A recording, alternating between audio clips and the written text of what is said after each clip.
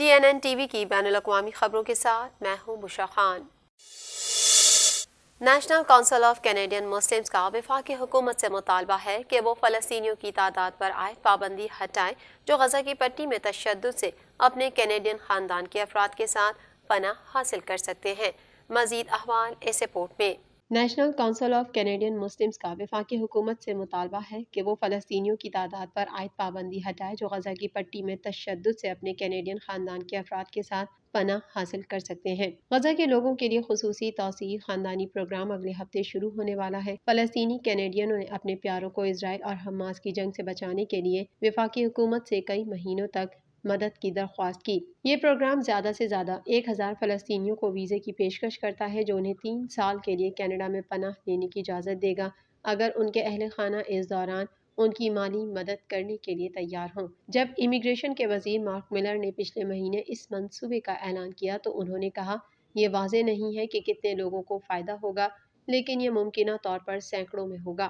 ایک ہفتے بعد محکمے نے پروگرام کے لیے تحریری پالیسی جاری کی۔ اس سے ظاہر ہوتا ہے کہ امیگریشن، ریفیوجیز اور سٹیزن شپ کینیڈا پروگرام کو نئی درخواستوں کے لیے بند کر دے گا جب اسے پہلی 1000 درخواستیں موصول ہوں گی اور ان پر کارروائی شروع ہو جائے گی۔ کونسل آف کینیڈین مسلمز جو ایک قومی وکالت گروپ ہے کا کہنا ہے کہ وہ پہلے ہی 1000 سے زائد لوگوں سے رابطے میں ہیں جو اپنے خاندانوں کو غزہ سے نکالنے کے لیے پہنچ چکے ہیں۔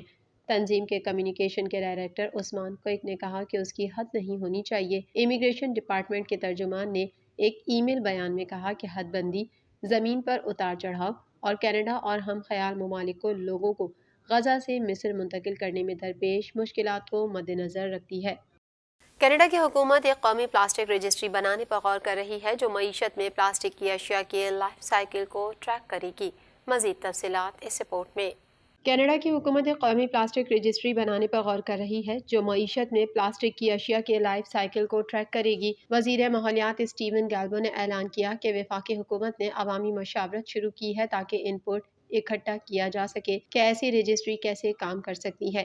اسٹیون گیلبو نے ایک پریس ریلیز میں کہا کینیڈین پلاسٹک کے فضلے اور آلودگی کے بحران سے نمٹنے کے لیے کارروائی کا مطالبہ کر رہے ہیں اور وفاقی حکومت عمل کرتی رہے گی۔ وفاقی پلاسٹک رجسٹری ایک اہم ٹول ہے جو پوری معیشت میں پلاسٹک کو ٹریک کرنے اور ان کا انتظام کرنے میں مدد کرے گا۔ پریس ریلیز میں کہا گیا کہ اس طرح کی رجسٹری کے لیے پروڈیوسرز کو یہ رپورٹ کرنے کی ضرورت ہوگی کہ وہ کینیڈا کی مارکیٹ میں کتنا پلاسٹک ڈال رہے ہیں اور جب یہ اب استعمال میں نہیں ہے تو اسے کیسے ہینڈل کیا جاتا ہے۔ یہ پلاسٹک کی اشیاء کی ایک وسیع رینج کا احاطہ کرے گا جس میں سنگل یوز پلاسٹک اور پیکیجنگ، گھریلو آلات اور الیکٹرانکس میں استعمال ہونے والی اشیاء شامل ہیں۔ پریس ریلیز میں کہا گیا کہ رجسٹری حکومت کو پلاسٹک کے فضلے کو کم کرنے کی جانب اپنی پیش رفت کی پیمائش کرنے میں مدد کرے گی۔ یہ رجسٹری کینیڈا میں پلاسٹک کے فضلے کو کم کرنے کے لیے وفاقی حکومت کی مجموعی کوششوں کا حصہ ہے۔ اس کوشش کو نومبر میں اس وقت دھچکا لگا جب ایک جج نے واحد استعمال پلاسٹک پر پابندی کو برقرار رکھنے والی کلیدی پالیسی کو مسترد کر دیا۔ اوٹاوا کا کہنا ہے کہ وہ اس فیصلے کے خلاف اپیل کر رہا ہے۔ رجسٹری پر مشاورت 13 فروری کو بند ہو جائے گی۔ دھند اور بارش کی ریکارڈ مقدار کے ساتھ ایک اداس دسمبر کے بعد موسمی ڈپریشن میں مبتلا ٹورنٹو کے باشندوں کو اس موسم سرما میں سورج کی روشنی کسی بھی وقت جلد واپس آنے کی امید نہیں رکھنی چاہیے۔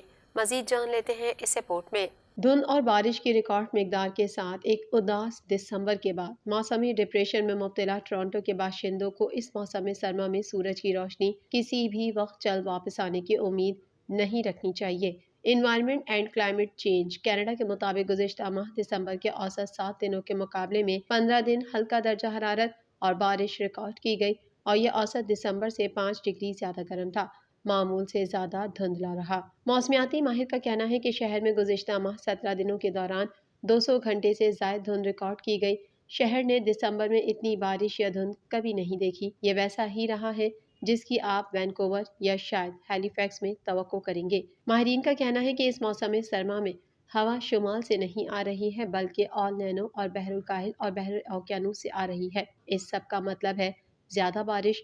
ماہرین کے مطابق موسم اب بدترین ہونے کا امکان ہے لیکن اس موسم سرما میں دن زیادہ روشن نہیں ہوں گے۔ بوندا باندی سرمئی موسم جنوری اور فروری تک جاری رہنے کی توقع ہے۔ حالانکہ سورج کو تھوڑا زیادہ باہر آنا چاہیے کیونکہ درجہ حرارت ٹھنڈا رہتا ہے۔ حزب اللہ نے اسرائیلی ڈرون حملے میں ساتھیوں سمیت حماس کے نائب سربراہ کی شہادت کا بدلہ لینے کا اعلان کرتے ہوئے کہا کہ کہ اسرائیل کو صالح العاروری کی شہادت کی بھاری قیمت چکانی ہوگی۔ مزید جانتے ہیں اس رپورٹ میں۔ حزب اللہ نے اسرائیلی ڈرون حملے میں ساتھیوں سمیت حماس کے نائب سربراہ کی شہادت کا بدلہ لینے کا اعلان کرتے ہوئے کہا کہ اسرائیل کو صالح الغاروری کی شہادت کی بھاری قیمت چکانی ہوگی۔ دوسری جانب بیروت میں حماس کے نائب سربراہ صالح العاروری کی شہادت کے بعد لبنان کی سرحد پر حزب اللہ نے متعدد اسرائیلی فوجیوں کو ہلاک کر دیا، تاہم ہلاکتوں کی تعداد سامنے نہیں آئی۔ حزب اللہ نے اپنے بیان میں کہا کہ حماس کے سینئر رہنما صالح العاروری کی شہادت سے اب لبنان، یمن، شام اور عراق میں مغرب کے خلاف ہماری مزاحمت تیز ہوگی۔ بیروت میں حملہ لبنان کے دل پر حملہ ہے۔ بیروت کے مرکز میں حماس رہنما پر حملے کو لبنان کے عوام، سیکیورٹی اور خود مختاری پر حملہ قرار دیتے ہوئے حزب اللہ کا کہنا تھا کہ اس حملے کا اسرائیل کو بھرپور جواب دیا جائے گا۔ حزب اللہ نے اپنے بیان میں مزید کہا کہ صالح العاروری اور ساتھیوں کا لبنان میں قتل ہونا اسرائیل کی خطرناک جارحیت ہے۔ اسرائیل کے اس جرم کو ایسے ہی نظر انداز نہیں کیا جائے گا بلکہ اس کا بھرپور بدلہ لیا جائے گا۔ دوسری جانب لبنان کے وزیر اعظم نجیب مقاتی کا کہنا تھا کہ اسرائیل غزہ میں ناکامی کے بعد لبنان کو محاذ آرائی کے نئے مرحلے میں لے جانا چاہتا ہے۔ لبنان اسرائیلی حملوں کے خلاف اقوام متحدہ کی سلامتی کونسل میں شکایت کرے گا۔ ایران نے بھی اسرائیل کو خبردار کر دیا ہے کہ حماس رہنما کا قتل اسرائیل کے خلاف مزاحمت مزید بڑھائے گا۔ اقوام متحدہ کا کہنا تھا کہ حماس رہنما کی ہلاکت کے بعد صورتحال انتہائی پریشان کن ہو گئی ہے۔ واضح رہے کہ گزشتہ روز اسرائیلی فوج نے لبنان کے دارالحکومت بیروت کے جنوبی علاقے دانیہ میں فلسطینی مزاحمتی تنظیم حماس کے دفتر پر ڈرون حملہ کیا، جس میں حماس کے سینئر رہنما شہید ہو گئے۔ 7 اکتوبر سے فلسطین کے محصور علاقے غزہ کی پٹی پر اسرائیلی حملوں میں شہید فلسطینیوں کی تعداد 22,185 ہو گئی ہے۔ جاپان کے صوبے اشیکاوا میں گزشتہ روز آنے والے زلزلے کے باعث مختلف حادثات میں اموات کی تعداد 62 ہو گئی ہے، جبکہ 300 سے زائد شہری زخمی ہو چکے ہیں۔ مزید جانیں گے اس رپورٹ میں۔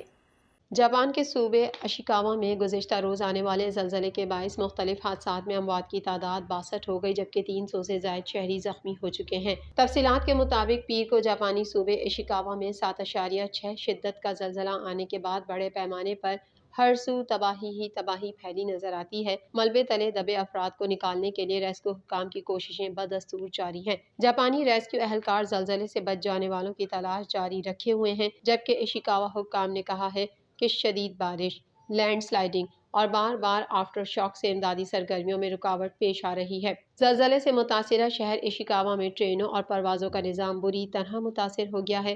رن وے پر دراڑیں پڑ گئیں، ایئرپورٹ عارضی طور پر بند کرنا پڑا، ہزاروں گھروں کو بجلی کی فراہمی بھی معطل ہو گئی ہے، انٹرنیٹ سروس بھی متاثر ہے۔ اب تک زلزلے کے بعد 1500 کے قریب آفٹر شاکس آ چکے ہیں۔ حکومت نے بتایا کہ 31,800 سے زائد لوگ پناہ گاہوں میں منتقل کر دیے گئے ہیں۔